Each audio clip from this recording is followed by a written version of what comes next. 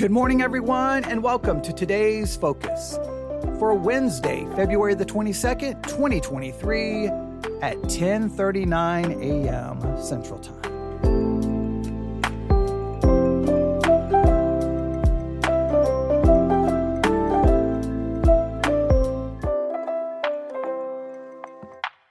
Today's focus, doctrine is not enough.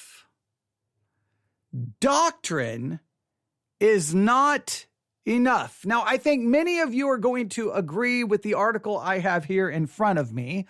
It will be interesting to hear the different perspectives that will be shared with me either on YouTube or email or any other way people contact me. I will be interested to hear everyone's perspective. But before we get to this article, let me share a perspective that I have been sharing for a very long time.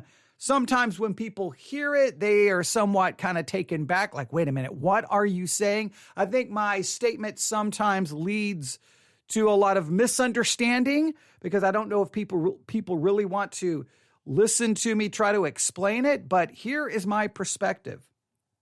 I think when it comes to the church, the entire sermon concept, the entire sermon construct, the entire sermon idea needs to be taken out and thrown in the trash. It needs to be burned. It needs to be destroyed. We need to just destroy the whole sermon concept the way it's typically delivered because I believe it's ineffective and I believe it doesn't actually accomplish what everyone thinks it accomplishes.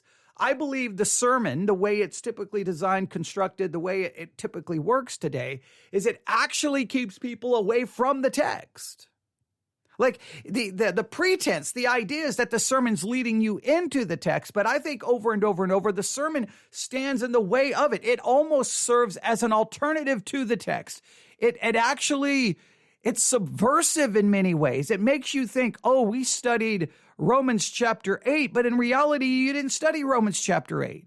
The sermon got in the way. The sermon stood between you and the text, and it wasn't to bring you to the text. It literally stood as a replacement, as an alternative to the text. Now, I know you're going to disagree, and I know you're going to disagree. I almost just want to take a deep sigh even saying that because people just look at me like, you're crazy. But I just think the sermon structure is so much about the sermon, right? It's about delivering a speech. It's about having you have your introduction, you have your body, you have your conclusion, you have to have your transitional points. Like the way the whole thing is designed, it's more about a speech. And then but yet it pretends that, no, here, right here, like I'm holding up my Bible. It's about this. It's about the preaching and teaching of God's word. That's what we say. But I think in many cases, the sermon actually just gets in the way because I think if we are really honest with struggling with the text, it wouldn't always be so easy and simple and like, here's 3 points, and here's this nice little outline, and here's this wonderful closing illustration. It wouldn't be so structured and nice. It would be like, well, what about this? And what about this? And we struggle with this. And some people say this, and there's like 15 different interpretations. And it would be so different. But I think in many cases, a sermon, someone gathers their ideas of what they think the text means. And I feel in many cases, they just put that in place of the text. And then you sit there thinking you're being brought into it, but in reality, you're being kept from it because you're not really digging into what's there. You're not really digging into what's there. I don't know how many times I've listened to sermons and I'll be like, well, what about this? Like, no, that verse should raise 50 questions. Well, no, what about that? No, there's a problem there. No, do you not realize there's 37 different interpretations? Right? Don't you realize all of the philosophical problems? And it's like, okay, never mind. And like, we covered 18 verses in one sermon. And I'm like, oh man, you did not cover anything. You delivered a sermon. You did not deliver digging into the text.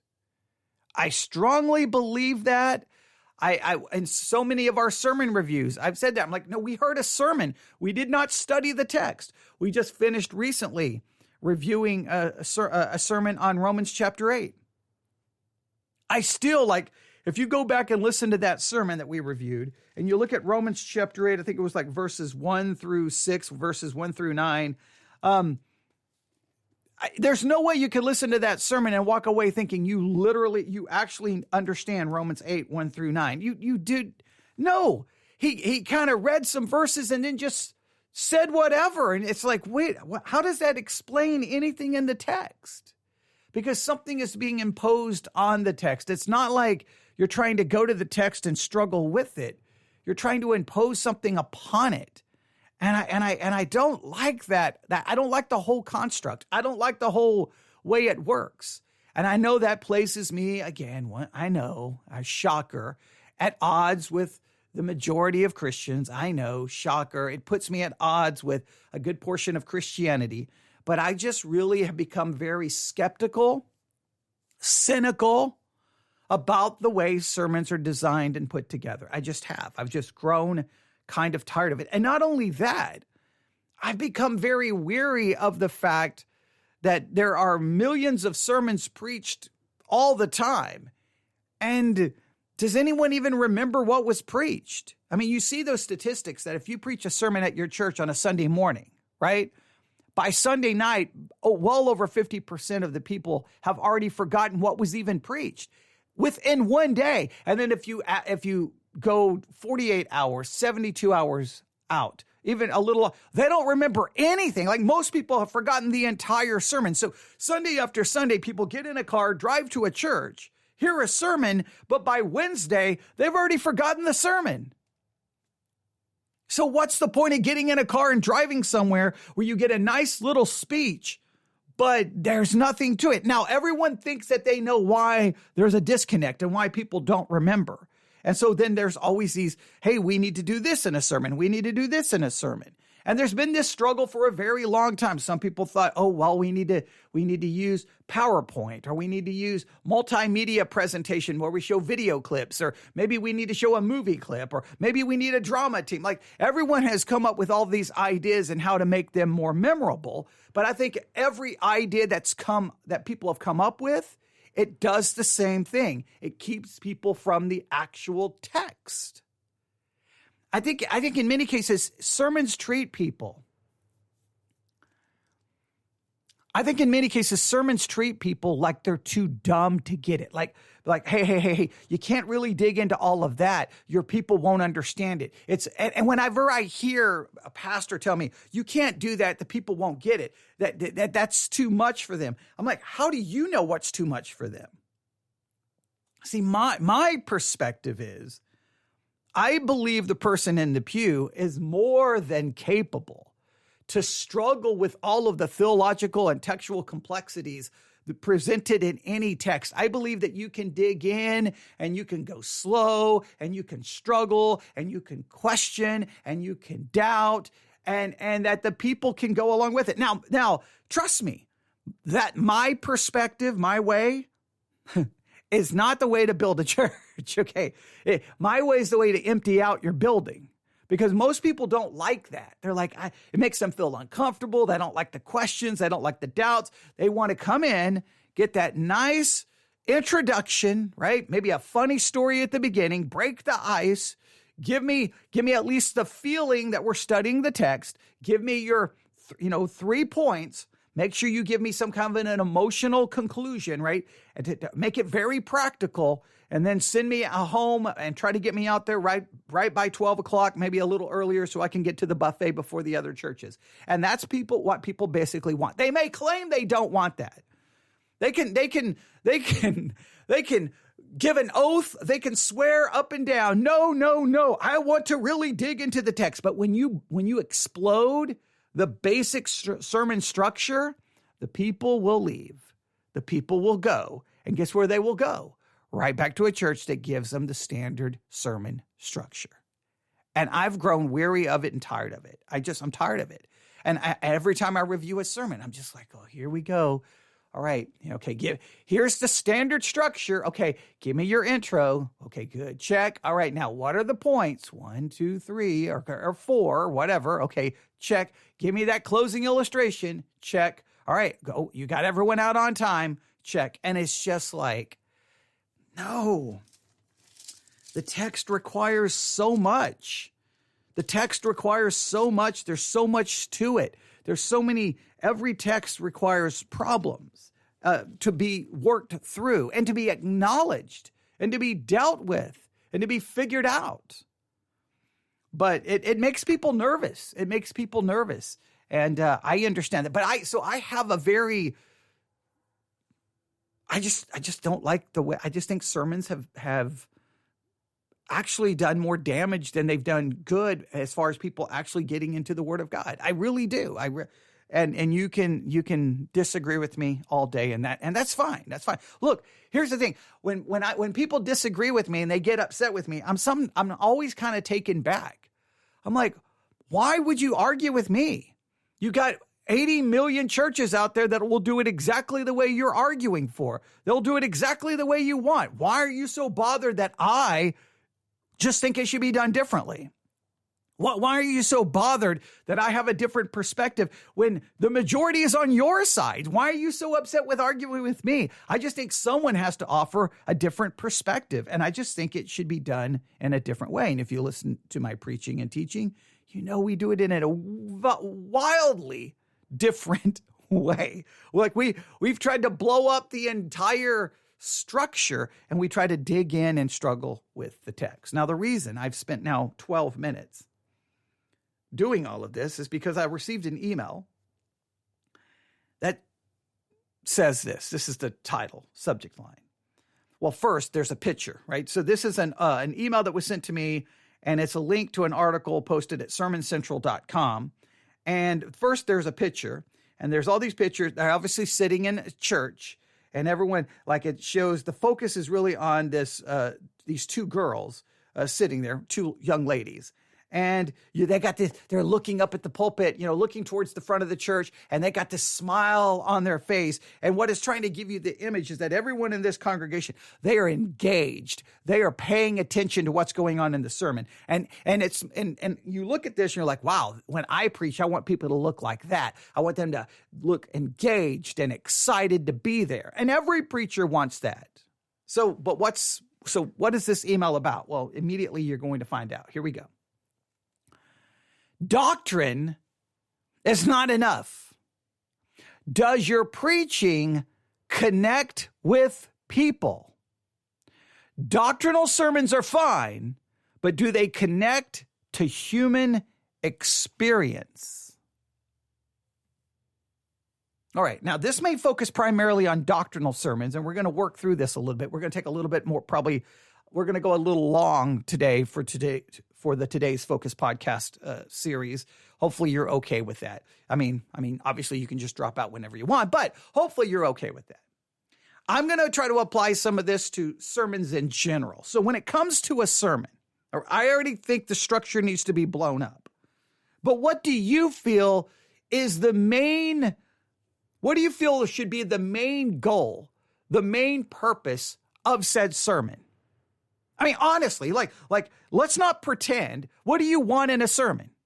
Now, some people want it to really feel like a sermon. They want it to feel like, hey, that they sit there and here's the pastor, and he's not going to cause them to question or doubt or have any uncertainty. He's going to open the word of the Lord, and he's going to say, "Thus saith the Lord." Here's how you understand Romans chapter 8, verses 1 through 9. Here's the 3 points. Here's how you and almost in kind of an authoritative, almost a dogmatic way, present what they believe to be the truth of the text in a very concise, summarized way so that it feels like a sermon. It feels like preaching. People like that comfort. Now, one of the reasons I hate that entire system is I think there's a level of hypocrisy in it, because people say they want that. They want that until they hear something they disagree. And as soon as they disagree, then they become argumentative or they'll just leave the church. So why do you want a sermon that seems to be so like, "Thus saith the Lord," and preach it in a very authoritative and dogmatic way when you know and I know the minute you disagree, you're either going to argue or you're just going to leave and go find another church? What's the point in it? Why pretend? Where to me, it's much better to go, okay, guys, here we are. Today, we've got Romans 8 in front of us. I hope you're ready. We're going to work through this. We're going to struggle through this. We're going to ask lots of questions. And when we're done, we may have more questions than we do answers. And I don't know how we're going to work through this, but we're going to stumble and fumble, and we're going to get through this. We may be looking things up. You may need a Bible dictionary. You may need a Blue Letter Bible app. We're going to look up Greek words if we need to, and we're just going to struggle through it. To me, that's just much more fair and honest, because I can get there and preach it and get my outline ready, decide which theological way I'm going to approach Romans 8, and just approach it in a very dogmatic way, very concise. And it feels like a sermon, but it doesn't really mean anything, because people are going to be just like, whatever. They're going to do whatever they want with it anyway. So I like the struggle approach. But the point is, what do you think should be the point of the sermon? What do you think the goal of the sermon is? Do you think it's to bring the text and all of its complexities and problems and difficulties and present it before you and help you work through it? Or do you think the goal of the sermon is simply to be, in a very authoritative, dogmatic way, give you a perspective in a clear, concise way where it feels like preaching and it doesn't feel so, it feels very structured and organized? Like, what do you want? Or do you want something that's going to move you emotionally? Do you want something do you want something practical? In other words, are you more worried about the practical implications of the text than the text itself? Do you want application more than you want interpretation?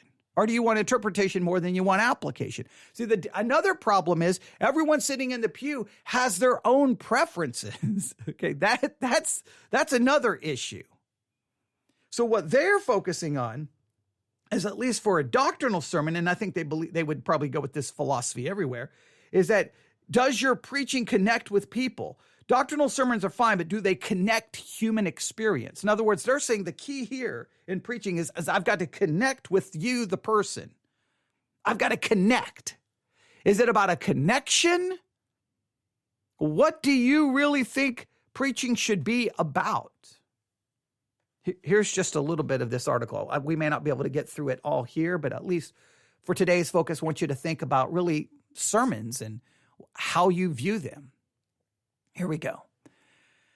The sermon is not a biblical lecture designed merely to inform the hearts of... The sermon is not a biblical lecture designed merely to inform the hearer of some interesting facts. It is not merely a place where you can learn different stories from the Bible. Certainly it includes that, but no, it is more than that. The sermon is a vehicle for an encounter with the Most High God. This encounter does inform, but it also provides hope, healing, direction, salvation, etc. Because of this, preachers should embed in the sermon an expectation of a response from the congregation. So the focus here is, when preaching, you shouldn't just want to inform, you want to, in a sense, connect, so that there is an expectation of a response from the congregation. You want to give them something to respond to. Now, this seems to be more that the focus is on application than, say, interpretation. It's more on application than it is exegesis. That seems to be the focus here. And a lot of preachers would agree with this. That was like, you're not teaching, you're preaching. And there's a difference between teaching and preaching. Preaching, you're making a proclamation. You're calling for action. You're moving, you're motivating, you're trying to influence. Where teaching, you're trying to break down and explain concepts and ideas. So maybe some would accuse me of not preaching, but teaching. Some think that there needs to be a major difference between the two. All right, let's see where else they say. This response may be a heartfelt question like, what must I do to be saved? The response might be an assurance that God will be with us through a painful circumstance. The response might be a resolve to live with more loyalty to God's coming kingdom. There may be other responses, but the point is that the encounter with God changes humanity And that change will manifest itself in some way. So here's the idea. I preach, and if I preach and connect, it will lead to change. Now, that is, I think every preacher wants to believe that. But again, look at how many churches there are in the United States of America. And I think genuinely, sometimes we have to ask, how much are people actually changed by what they hear on a Sunday? How much genuine change actually takes place? And is the lack of change the fault of the preacher? Or is the lack of change the fault of the person in the pew? Is it because he did not give enough application? That's the problem? Is because he did not connect enough? Is the fault the pulpit, or is the fault in the pew, or is the fault both? They go on to say, every sermon should ask the people for some sort of a response. However, before one can ask such a thing, the preacher must connect what is taught to the lived experience of the congregation. So whatever is taught, I have to connect it to the lived experience of the congregation. Where my approach is, no. I'm just going to teach what's in the text.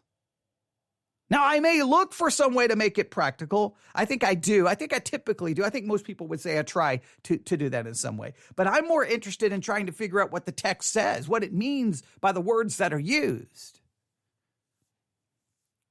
Understanding the textual context, the historical context, trying to understand the theological issues or the textual issues found within the text.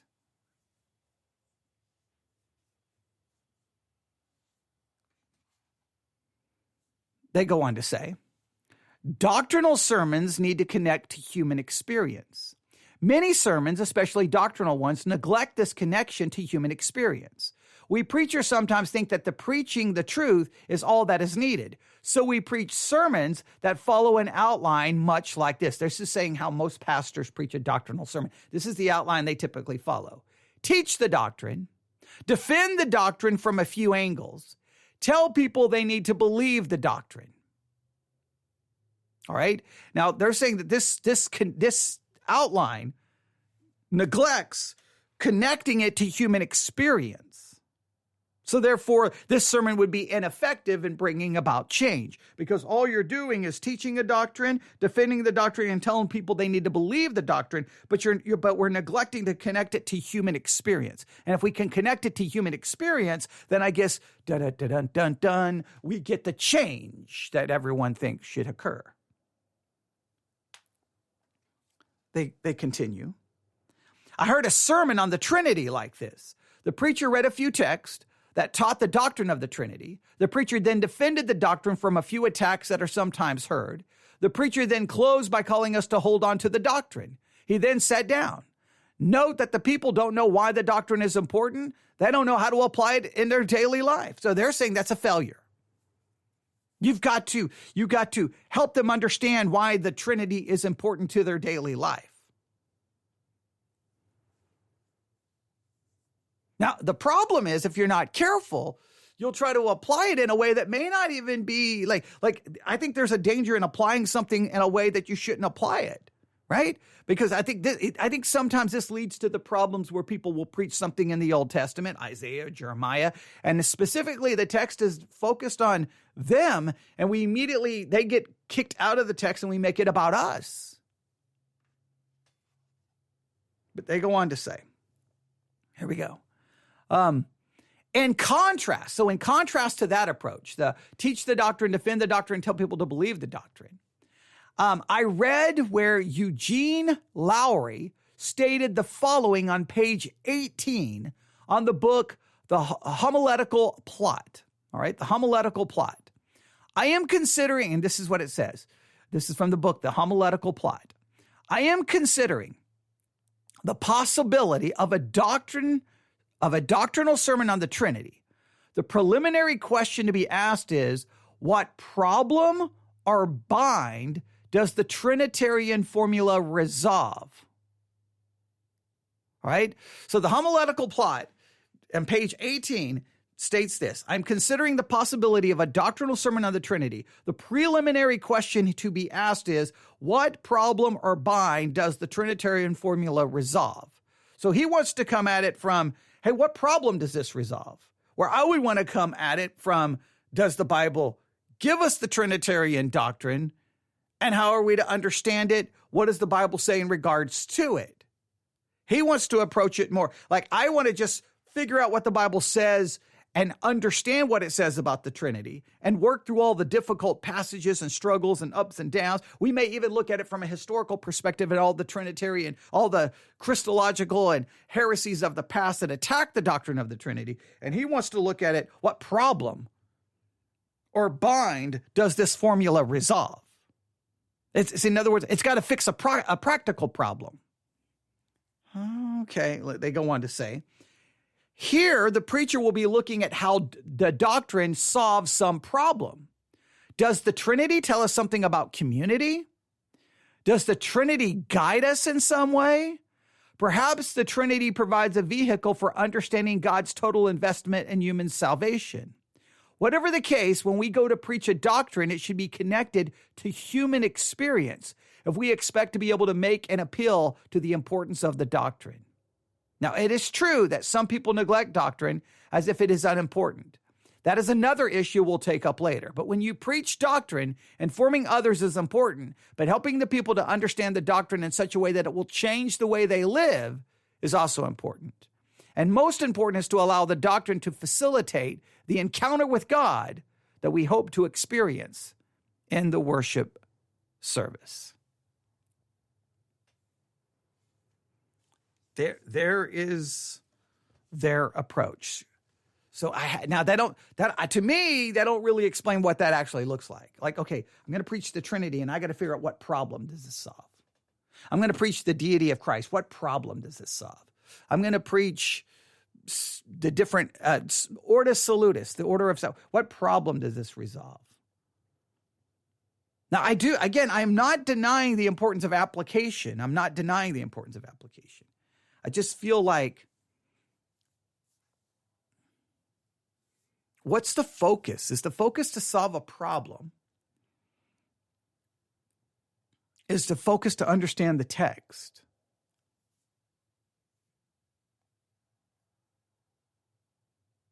Like, how should we approach the sermon? In some ways, I do understand what they're saying. I think if you just listen to what we've done on the subject of discernment on the sermons that I've preached. Now, I've preached it in a very struggling with the concept. So I guess the problem I want to solve there is for people to have a correct understanding of discernment versus a wrong understanding of discernment, and giving people two different paths to understanding discernment. The one that the curriculum provided us, which I think is problematic, and a far different one that I think is more biblical. So maybe there I am trying to resolve the problem of a misunderstanding discernment. So maybe I in that particular case, I was approaching it that way. We're going to be working on, coming up soon, a number of chapters in John chapter in the Gospel of John. We'll start with John chapter 4. Now, see, my approach will be first, let's just figure out what's going on in the text. Now, I think I will try to apply it to some way, to some level. It just feels like when you say doctrine is not enough, you got to connect it to human experience. It just means, it seems to make the people the focus and not the text. Does that make sense? I know there's a fine line here. There's a balance here. I know there's a balance here. But today's focus is, I'm just supposed to hand it to you so that you struggle with this. What do you think about the sermon structure, and what do you think the focus of the sermon should be? Should the focus of the sermon be on you and connecting the sermon with your human experience? Or should the focus of the sermon be just trying to figure out what the text says? I'm not saying we ignore application. I'm just saying, where should the focus be? Because here's my fear. A lot of the sermons that I think really try to make it practical and applicable and try to connect it to human experience. What I have a feeling, this is what I always fear, or what I always feel that happens, and this is what I fear will happen, is you're going through this text that's got all of these complexities and difficulties and layers and struggles, and they just kind of gloss over it like doon, doon, doon, doon. Some people say this, boom, boom, boom, boom, move right through it, point 1, point 2, point 3. Now let's get to making this about you. Right? Instead of like really living in the text, they will at least gloss over it. They will handle the text, but it immediately becomes about you. This is what you need to do. This is what you need to do. This is what you need to do. This is what you need to do. This is what you need to do. This is what you need to do. Like, and so they sacrifice the text in a way. They gloss over it. They won't embrace its difficulty and struggle simply to make it about you. I think that is I think that's a real danger. I've heard too many sermons like that. You're like, oh, they're going to be preaching on this text. Okay, good. I'm ready. And I'll be like, whoa. I got a million questions, right? What happened? And the next thing you know, it's like, okay, here's the 3 things you need to do this week. I'm like, yeah, the 3 things I need to do this week is find another sermon on this text, find another sermon on this text, and find another sermon on this text, because you did not help me understand the difficulties and complexities of said text. You just wanted to give me 3 things I need to do this week. So I think that's my fear. Maybe that's a good way to state my fear is. Like, here's this utterly difficult text, and you just kind of like boom, boom, boom, boom, boom. Like, I got to connect it to the people. I got to connect it to the people.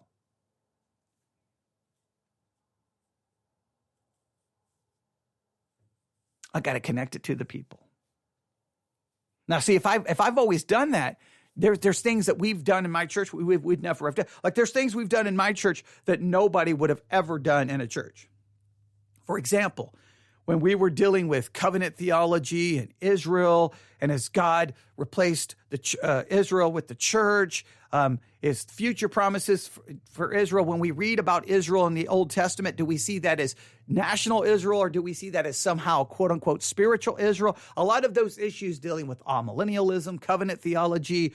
Do we believe in a millennial kingdom? Has Israel been replaced? All of these issues. I'm like, look, ladies and gentlemen, there's all these theological issues, and everyone has a perspective, and everyone has a point. And I could go grab a book that gives one perspective, take that book, develop a series of sermons based off that book, and all I would be doing is giving you a perspective, not really dealing with the text. So you know what? Instead of arguing about this, here's what we're going to do. And I did this at Victory Baptist Church for the next, I don't even remember how many months it took. It took months.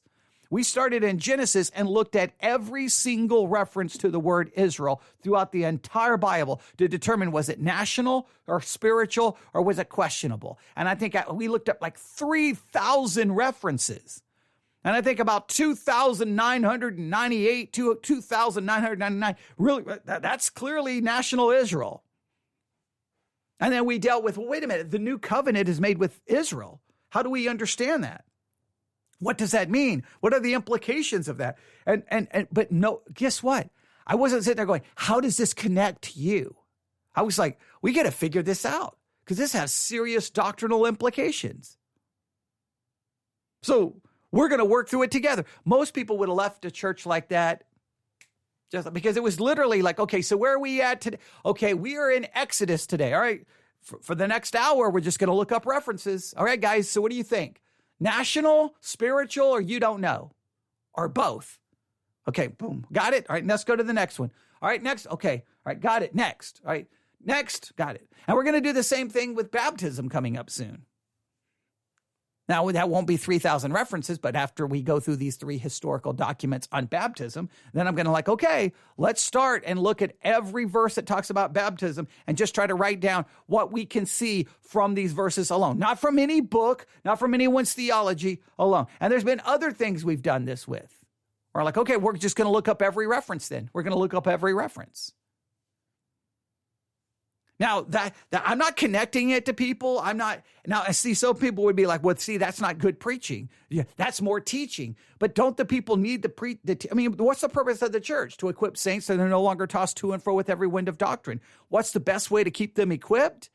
Is not me just to dogmatically assert this is what you should believe, but to go, here's the problems and the difficulties. Let's work through it. So I think in many cases I do I think in many cases I do try to apply it to some level, but I think sometimes you just have to work through the issue. So what do you think about preaching in general? What do you think? What are you looking for? Now, we've talked about this in other episodes, but I saw that today and I had to deal with it. Doctrine isn't enough. You got to connect with the people. What's your thoughts? Email me today, newsif@yahoo.com. newsif@yahoo.com. That's newsif@yahoo.com.